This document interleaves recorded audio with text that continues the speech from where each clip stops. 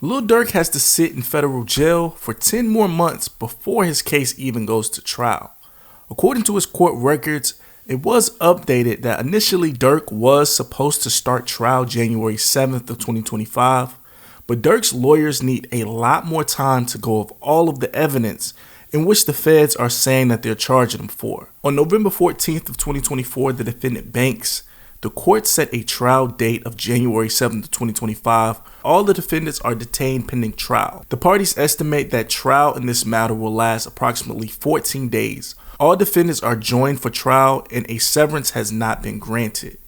The government is in the process of producing discoveries to the defense, in which includes, amongst other things, approximately 230 gigabytes of digital evidence, such as audio, visual recordings, and surveillance footage, and approximately 20,000 pages of reports concerning the unaliving and other violent acts, photographs, witness statements, and medical records. Defense counsel represent that they have various substantive obligations which necessitate the continuance of the trial to October 14th of 2025. I am Durks Banks' attorney. I have currently discussed every part of this stipulation in the continuance of the trial date with my client. I have fully informed my client of his speedy trial rights. To my knowledge, my client understands those rights and agrees to waive them.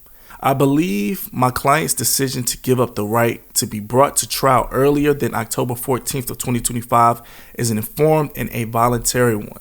Lil Durk also signed as well. This happened December 24th of 2024. Now, Big Durk, or Dante Banks, wanted to clear the air on his son trying to turn his life around. He finds it ironic when he stopped dissing his ops and dead ops and slowed down on the drill music, the feds came to get Lil Durk. He says all of a sudden when his son wanted to be positive and impact the city of Chicago, the federal authorities came to arrest his son. The recent case that they brought against your son, we haven't seen any comments about it from yourself. We would just like to know your feelings on the matter so that we can share with the wider public.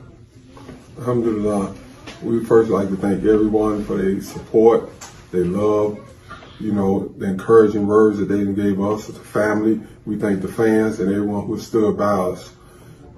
I leave all legal issues to the lawyers to break that thing, what's dealing with that, the legal issues behind it. As far as the family, as far as me as a father, one thing I said that it's mighty strange that once he started doing good out there, once he stayed away from all the gangbanging and dissing the dead and doing things out there in the street, when he turned his life around, when he on his deen now, practicing religion, doing things for the community, bringing about peace in Chicago and throughout various cities, all of a sudden now he being indicted, just right off the Muslim conference that we had in Chicago calling for peace. Now 3 to 4 days later, he's being indicted after that. When he put up on his concert, all the people that got killed in Chicago, showing that this is not what it's about again, he get indicted. But now he's being indicted for that. So look at the bigger picture here. Look at what the government trying to do. They always got their whole thing is you doing wrong, you doing bad, then that's good for them because that fill up the prisons. But when you start doing right and telling people to stop doing wrong, then all of a sudden you're an enemy to them and they have to lock you up. Big Durk knows all about the feds as he was sentenced to life in prison, which is usually around 25 years. He was sentenced in July of 1994. This is the same year that Lil Durk was born in October of 94. The feds labeled Big Durk as a shot caller. They wanted Big Durk to flip on the big fish, Larry Hoover, to take the entire drug and gang operation down. But for Big Durk, he stood tall and didn't snitch on anyone. Here's a little bit of his paperwork. The jury returned a general verdict, finding all of the defendants guilty of conspiracy count and each defendant guilty of various of other. The defendants' post-trial motions seeking new trials have been denied. The district court conducted a sentencing hearing July 14th of 1994. Mr. Banks and 3 other people were all sentenced to life in prison. So you give us Larry Hoover, we put you back on 26 and you'll work for us. I went in my pocket, pulled out the card to my lawyer, slid it on the table, and said, call my lawyer. And from then on, 26 years later, here I am, free man, without telling, without compromising, without being someone I'm not. Rats, stool pigeons, You know, people who tell things to get out, you know, this is the type of life. We don't live this type of life. You know, I'm a Muslim first and foremost, no doubt about it. But even in Islam, we don't believe in telling. We don't believe in rats. We don't believe in stool pigeons. So for someone to try to tell you to tell on somebody else to save your own neck and all this, you get in this thing, you hold your own weight. You know, that's how people got to look at it. I'm in this, then I hold my own weight. You don't bring nobody else into this. You don't tell on nobody else to save your own skin. Get out of it. That's not your lifestyle. That's not what you're about. Get up out of it, you know. But when the thing hits, when it hit, the impact come in, you continue to stand strong. And you continue to go down for what you believe in. And don't bring nobody else down with you.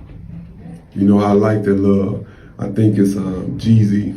I like the little saying he's saying in his little rap song, if you ever get caught up, don't mention my name. You know, that's just one of the slogans I like, you know, and that's one thing people should take as an anthem. You get jammed up, don't mention my name. Don't mention nobody's name. Just do you, you know. He got life in prison for not snitching on anyone. An action and a mentality that paved the way for his boys, both D-Thing, who's the older brother to Lil Durk, and also Lil Durk. Now, Lil Durk was a baby when his father went away for prison. He didn't really get to see Big Durk in the free world. It was only conversations during prison visits, phone calls, or letters. It was rumored that Big Durk was a gang member with a high ranking even in the prisons. One could say when Lil Durk was coming up that he was going to break the cycle of imprisonment and violence. But Lil Durk and his brother were raised in the city of Chicago, a place where the weak were preyed on.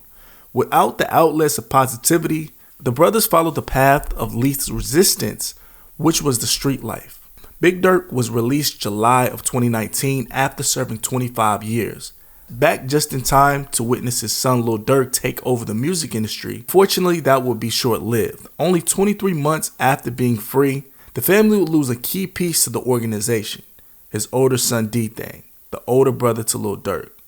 Now on July 7th of 2021, it was rumored that D-Thing was attempting to leave a club when it closed for the night when he got in an argument with a man in the parking lot who hit him multiple times, unaliving him instantly. One of D-Thing's friends followed at least one shot back in retaliation before his weapon jammed, and two officers who were already on the scene saw him holding that weapon and tackled him in an attempt to arrest. While this is happening, another party returned fire, hitting the officer in the leg, which allowed D-Thing's friend to escape. At that point, two groups with at least 4 different weapons exchanged fire. Shortly after, a man was found unalived a few blocks away, in which the police believe he was the one who took out D-Thing, and he was unalived in retaliation. Even though Durk was at the top of his musical success, D-Thing was very close to Lil Durk.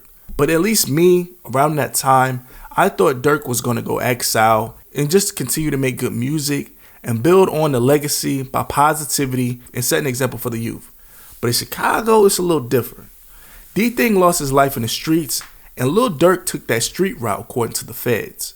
Now, federal prosecutors alleged that Durk was involved in a unaliving for hire plot, targeting individuals he believed were responsible for his brother's passing. Specifically, they claimed that he offered money to have these individuals unalived. One such individual was Stefan Mack, who was unalived in January of 2022 after leaving a youth peace center in Roseland of Chicago. Prosecutors suggest that Mack's unaliving was an act of revenge for the passing of Lil Durk's brother. However, it is important to note that as of now, Lil Durk has not been formally charged in the connecting of that unaliving. One can say Big Durk did those 26 years so his sons wouldn't follow that path, but it was the complete opposite.